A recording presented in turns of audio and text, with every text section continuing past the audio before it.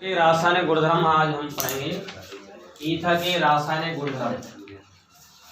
Ether के रासायनिक गुणधर्म बेटा हेडिंग डालेंगे। ईथर के रासायनिक गुणधर्म, chemical properties of ether. Chemical properties of ether.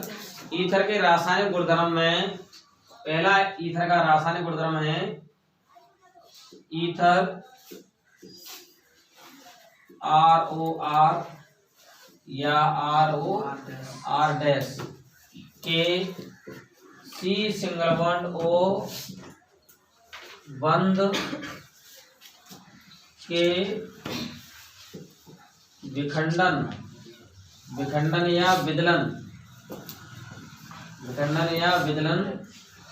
की अभिक्रिया। विखंडन या विदलन की अभिक्रिया, ठीक है। Reaction of cleavage of C single bond O bond of ether, that is ROR और ROR डैश, ठीक है। इसके विखंडन की अभिक्रिया है C सिंगल बॉन्ड O बंद के विखंडन की अभिक्रिया। हम ईथर ROR या ROR डैश के C सिंगल बॉन्ड O बंद के विखंडन की अभिक्रिया हम पढ़ेंगे। तो देखिए इसमें क्या है, जो ROR है, क्या है ROR, अगर इसकी अभिक्रिया हम हैलोजन अम्ल के द्वारा कराएं, किसके द्वारा, HX हैलोजन अम्ल के द्वारा, तो हैलोजन अम्ल के द्वारा हम इसका क्या कर सकते हैं, विखंडन कर सकते हैं। तो हैलोजन अम्ल के द्वारा इसका विखंडन होगा। तो अगर इसके आधिक्य में लेंगे, हैलोजन अम्ल के आधिक्य में, आधिक्य का मतलब ज्यादा मात्रा में, तो इसमें हैलोजन अम्ल के दो अणु प्रयुक्त होंगे। कितने, दो अणु प्रयुक्त होंगे। तो दो अणुओं में इस तरह से यहाँ पर आंशिक ऋणावेश, यहाँ पर आंशिक धनावेश, ठीक है। तो सबसे पहले यहाँ H और X ऐसे आएगा, फिर दूसरी तरफ यहाँ से बंद टूटेगा ऐसे ही, तो यहाँ पर आंशिक ऋणावेश, यहाँ पर आंशिक धनावेश, तो H और X ऐसे आएगा। तो अब आप देख रहे हैं कि ऑक्सीजन के पास दो हाइड्रोजन आ गए, जल बाहर हो जाएगा, और RX के कितने अणु बन गए, दो अणु बन गए। तो इससे एल्किल हैलाइड के दो अणु बनते हैं यदि हैलोजन अम्ल के आधिक्य में अभिक्रिया कराएंगे। Excess amount of halogen acid की उपस्थिति में कराएंगे रिएक्शन, तो ईथर से क्या बनेगा, एल्किल हैलाइड के दो अणु बनेंगे। किसके अणु दो बनेंगे, एल्किल हैलाइड के दो अणु बनेंगे, एल्किल हैलाइड के दो अणु, ठीक है। लेकिन अगर HX के आधिक्य में नहीं कराएं, अगर नॉर्मल कंडीशन में ही कराएं हैलोजन अम्ल के साथ, तो इससे क्या बनेगा, यहाँ से इस तरह से बंद विखंडन होगा, ये ऋणावेश है, ये धनावेश, ठीक है। तो इस तरह से X और H ये आएगा, तो RX plus ROH, RX plus ROH, RX alkyl halide बनेगा, और ROH क्या बनेगा, एल्किल एल्कोहल बनेगा। क्या बनेगा, एल्किल एल्कोहल, ठीक है। और नॉर्मल कंडीशन में रिएक्शन कराई, ठीक है। अब हम बात करते हैं कि जैसे हमने डाईमेथिल ईथर ले लिया, डाईमेथिल ईथर, और इसके HCl के आधिक्य में अभिक्रिया कराते हैं, तब क्या बनेगा, आधिक्य में, और ऐसे ही नॉर्मल कंडीशन में अभिक्रिया कराएं, आधिक्य में नहीं, साधारण परिस्थिति में कराएं, तब क्या बनेगा, ठीक है। तो इसमें थोड़ा लिख लो, चलो लिखो। जब सरल या मिश्रित ईथर, जब सरल या मिश्रित ईथर, जब सरल या मिश्रित ईथर, जब सरल या मिश्रित ईथर की हैलोजन अम्ल के आधिक्य, हैलोजन अम्ल के आधिक्य, हैलोजन अम्ल के आधिक्य, आधिक्य मतलब ज्यादा मात्रा, excess amount of halogen acid, halogen अम्ल के आधिक्य में अभिक्रिया कराते हैं, तो आधिक्य में अभिक्रिया कराते हैं, तो एल्किल हैलाइड के दो अणु प्राप्त होते हैं। तो एल्किल हैलाइड के दो अणु प्राप्त होते हैं। एल्किल हैलाइड के कितने अणु प्राप्त होते हैं? 2 अणु प्राप्त होते हैं। ठीक है, एल्किल हैलाइड के 2 अणु प्राप्त होते हैं, परंतु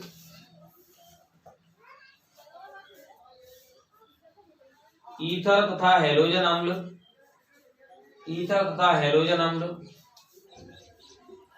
ईथर तथा हैलोजन अम्ल की समान मात्रा लेने पर, ईथर तथा हैलोजन अम्ल की समान मात्रा लेने पर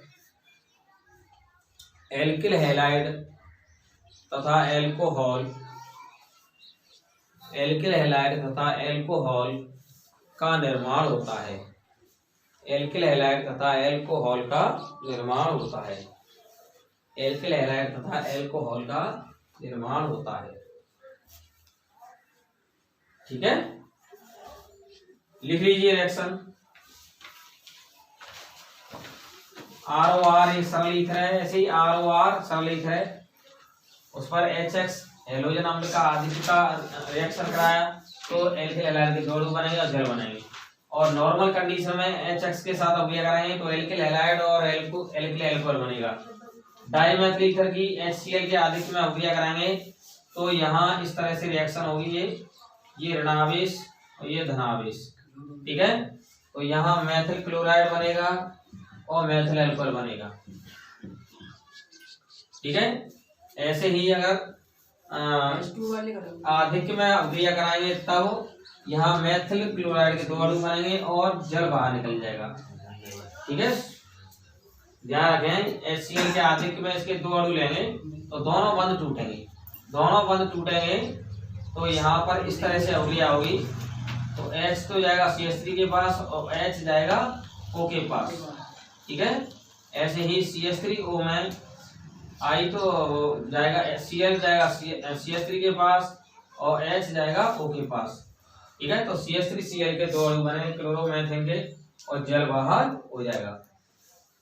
ऐसे डाइमेथिल ईथर की HCl के साथ अगर साधारण कंडीशन में अभिक्रिया कराते हैं तो इसमें एक ही अणु टूटेगा, तब यहाँ पर Cl जाएगा CH3 के पास, H जाएगा O के पास, तब बनेगा CH3Cl और क्या बनेगा CH3OH। ठीक है, यानी क्लोरोमेथेन और मेथेनॉल बनेगा। चलो लिख लो, डाइमेथिल ईथर से हाइड्रोक्लोरिक अम्ल के आदित्य के एक्सेस अमाउंट में कराएंगे तो बनेगा क्लोरोमेथेन के 2 अणु, और डाइमेथिल ईथर की नॉर्मल कंडीशन में अभिक्रिया कराएंगे तब बनेगा यहाँ इस तरह से मेथिल क्लोराइड और मेथिल अल्कोहल। ओके, लिख लीजिए भाई, फटाफट लिखिए इसको।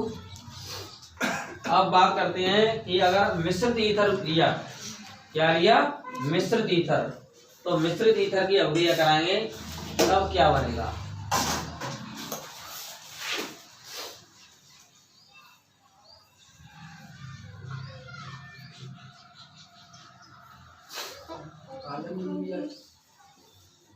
ऊपर वाला लिख लिया, लिख लो लिख लो लिख लो।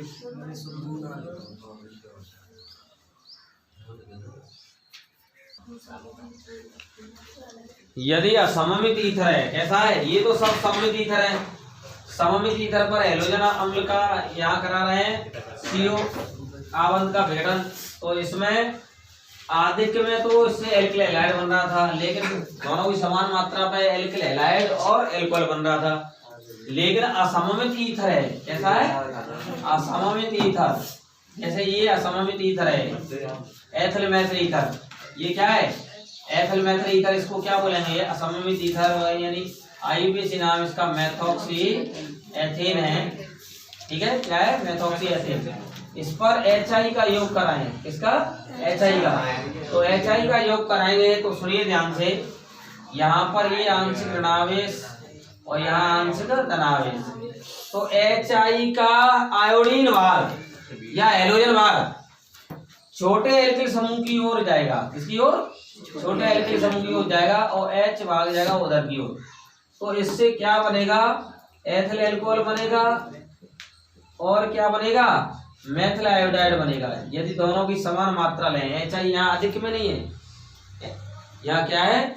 HI यहाँ आधिक्य में, यहाँ HI क्या है आधिक्य में, यहाँ HI आधिक्य में नहीं दिया है, किसमें?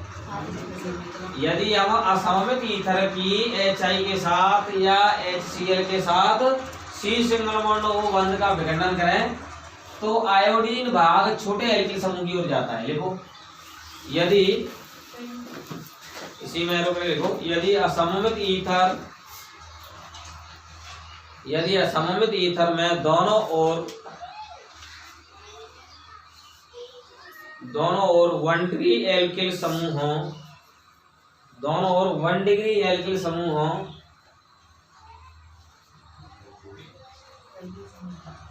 तो 1 डिग्री एल्किल समूह हो तो छोटे एल्किल समूह की ओर हैलोजन भाग जाता है। छोटे एल्किल समूह की ओर हैलोजन अम्ल का हैलोजन भाग जाता है। ठीक है, तो मेथॉक्सी एथेन में यहाँ HI का आयोडीन भाग किसकी ओर जा रहा है? छोटे एल्किल समूह की ओर जा रहा है, तो मेथिल आयोडाइड बना है और एथिल एल्कोहल बना है। ठीक है, ओके। तो हैलोजन अम्ल का हैलोजन भाग छोटे एल्किल समूह की ओर जाता है। तो इस तरह से लिख लो, एथिल मेथिल ईथर में HI का योग कराएंगे तो एथिल एल्कोहल बनेगा और मेथिल आयोडाइड बनेगा, क्योंकि इसमें छोटा एल्किल समूह कौन सा है?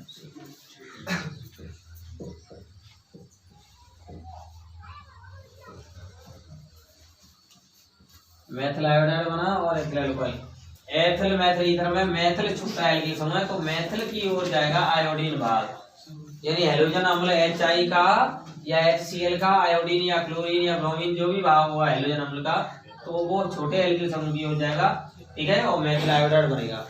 आगे बात समझ में? जैसे ये मैं आपको दे रहा हूं, तो बताइए यहाँ क्या बनेगा भैया? HI के साथ योग कराएंगे तो आयोडीन भाग HI का कहाँ जाएगा? इधर जाएगा और H इधर जाएगा। आगे बात समझ में? लेकिन यदि ऐसा हो जाए कि अगर ईथर में एक तरफ तो हो गया 3 डिग्री एल्किल समूह और दूसरी तरफ हो गया 1 डिग्री एल्किल समूह। ठीक है, जैसे ये है, एक तरफ तो 1 डिग्री हो गया, CH3 मान लो, चाहे CH2 CH3, ये 1 डिग्री हो गया, ये 3 डिग्री हो गया। तो अब HI का योग कराएंगे तो आयोडीन भाग 3 डिग्री एल्किल समूह की हो जाएगा। किसकी हो जाएगा? 1 डिग्री और 3 डिग्री में हैलोजन अम्ल का योग कराएं तो आयोडीन भाग किसकी हो जाता है? 3 डिग्री एल्किल समूह की हो जाता है, 1 डिग्री की ओर नहीं जाता। तो आयोडीन भाग इधर जाएगा और H राइट साइड में, तब क्या बनेगा? तृतीयक ब्यूटिल आयोडाइड बनेगा और क्या बनेगा? एथिल एल्कोहल बनेगा। क्या बनेगा? Ethyl alcohol. लिखो नीचे, यदि मिश्रित या सम्मित ईथर, एक ही बात है, मिश्रित ईथर में 1 डिग्री एवं 3 डिग्री एल्किल समूह तो हैलोजन अम्ल का हैलोजन भाग चाहे आयोडीन भाग 3 डिग्री एल्किल समूह की ओर जाता है। 3 डिग्री एल्किल समूह की ओर जाता है। आई बात समझ में? तो तृतीय ब्यूटिल एथिल ईथर है, तृतीय ब्यूटिल एथिल ईथर में HI का योग कराएंगे तो आयोडीन भाग 3 डिग्री एल्किल समूह की ओर जाएगा, तो तृतीय ब्यूटिल आयोडाइड बनेगा और एथिल एल्कोहल अलग हो जाएगा। आ रही बात समझ में? इसका नाम क्या है? तृतीय ब्यूटिल एथिल ईथर, तृतीय ब्यूटिल एथिल ईथर। तो तृतीय ब्यूटिल एथिल ईथर में आप देख रहे हैं कि आयोडीन भाग 3 डिग्री एल्किल समूह की ओर चला गया है। ओके, लिखिए इसको फटाफट, बहुत इंपोर्टेंट है। यदि हम एनसॉल या फेनेटॉल का क्या कराएं, एनसॉल या फेनेटॉल का HI के साथ अभिक्रिया कराएं, जैसे ये एनसॉल है, ये एनसॉल है, और इसकी हैलोजन अम्ल के द्वारा अपकरण कराएं, तो इसमें आयोडीन भाग एल्किल यानी 1 डिग्री एल्किल समूह की ओर जाएगा। ये वाला इधर वाला भाग क्यों नहीं टूटता, क्योंकि अनुनाद के कारण इस बेंजीन के कार्बन ऑक्सीजन के बीच में आंशिक द्विबंध गुण आ जाता है। क्या आ जाता है, तो मजबूत हो जाता है। और वैसे भी इसका sp2 संकट है, और sp2 संकट वाले पर नाभिक श्रेणी I- का आक्रमण कम होता है, मैंने बताया था ना पहले। ठीक है, तो यहाँ पर ध्यान देना कि एनिसॉल में बेंजीन से जुड़े हुए पाई बंध के इलेक्ट्रॉन ऑक्सीजन के साथ एकाकी इलेक्ट्रॉन से क्या कर लेते हैं, अनुनाद कर लेते हैं, तो आंशिक द्विबंध गुण आ जाता है। तो ये टूटता नहीं है बेंजीन के जुड़ा हुआ ऑक्सीजन। फिर कौन सा टूटता है, O और CH3 का बंध टूट जाता है। तो आयोडीन भाग CH3 के पास और H लेफ्ट साइड में चला जाता है। तो एनिसॉल से HI के बटन से क्या बनता है, फिनॉल बनता है। क्या बनता है, फिनॉल, और मेथिल आयोडाइड बनता है। ऐसे ही अगर एनिसॉल की जगह फेनेटॉल ले लें, क्या ले लें, एनिसॉल की जगह फेनेटॉल ले लें, तो बात वही है कि उससे भी HI का योग कराएंगे, तो उससे क्या बनेगा, फिनॉल तथा एथिल आयोडाइड बनेगा। आ रही बात समझ में। अगर हम एनिसॉल की जगह फेनेटॉल ले लें, तो उससे भी क्या बनेगा, यहाँ अगर ऐसे फेनेटॉल ले लें इस तरह से OC2H5, तो यहाँ ये अनुनाद के कारण ये वाला बंध है, आंशिक द्विबंध गुण के कारण टूटेगा नहीं।